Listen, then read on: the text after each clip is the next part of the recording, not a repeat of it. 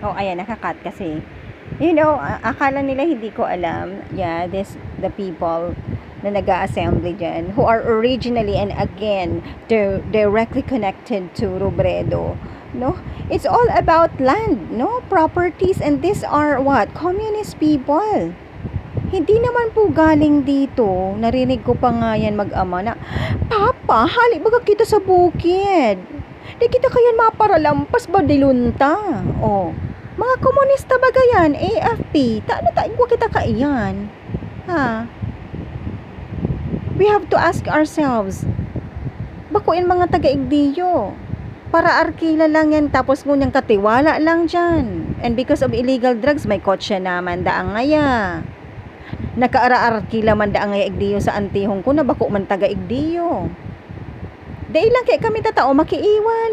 Hindi ko pigagarayo man nagayod ng iba kong mga tugang igdita. Kan si Inot nag-iiriwal. Sa bagay, sa oral daw man talaga, paano may man yan iiriwalon? Dapat kin otoridad kayan dyan ang magpaharali. Ha? This is already terrorism, AFP. Nasa Luzon pa sa nakita, grabe na ang terrorism. Oh, ano bigpa para giribo da sa mga kampo? I am challenging you guys. Simple lang ini, pero Diyos ko, nakaturukaw ng kagawad? Paano yan? And they have a very big symptoms for those things. Illegal drugs pa. Kung ano-ano pa.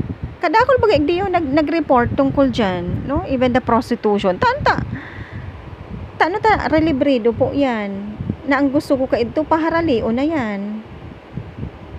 Oh. Tapos anti ko man, gusto man permi man lang yaon di kolekta. Mamantong pakialam sa muya. May nadang pa po pati ako. Ini address ko na po niyo sa Indo. Like, I couldn't speak English I'm supposed to address this to my friends abroad, no? I heard that hindi lang assembly, it's not only assembly that they are having, no? Connivances, no? Collaboration, what have you? Conspiracy theory, no? To annihilate talaga our family because of the land. Because I heard po, no?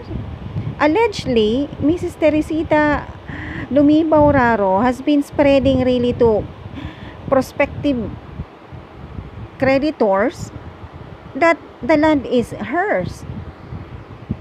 Ako po biga mismo ang witness na nagparaduman yan sa assessor's office. Nagparakuha po yan nin mga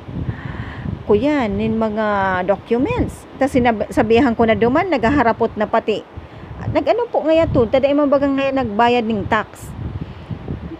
Excuse po kayan, babaeng iyan, na haloy naman niya na aswang, hali sa Sorsogon. No? Grabe ang pakakaraot kayan sa lola ko. Sa mami ko, tas ngunyan ako na naman da. Ito padan, gabos kami, aswangon. Tamadaga daa. Ang uncle kong iyan, manyan dyan diretso, taan ama kayan, padi, tigrape kaiyan, kan ama kaiyan, ang lola ko. My lola was very pure. Arog to sa kuya, ang lola ko kaito na, we did not wanted to get married, parang we are scared of sex, mga ganon ba, yung reality ganon.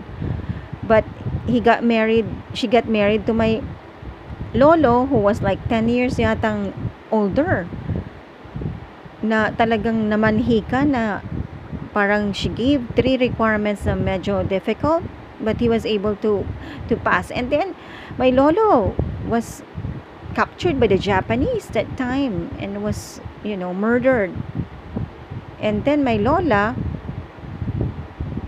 kinaawaan po ng pari. Kasi yung pari ko na lolo, parish priest, kinupkup yung lola ko na ang sabi, ako na lang magkukup-kup sa'yo kasi wala na nga yung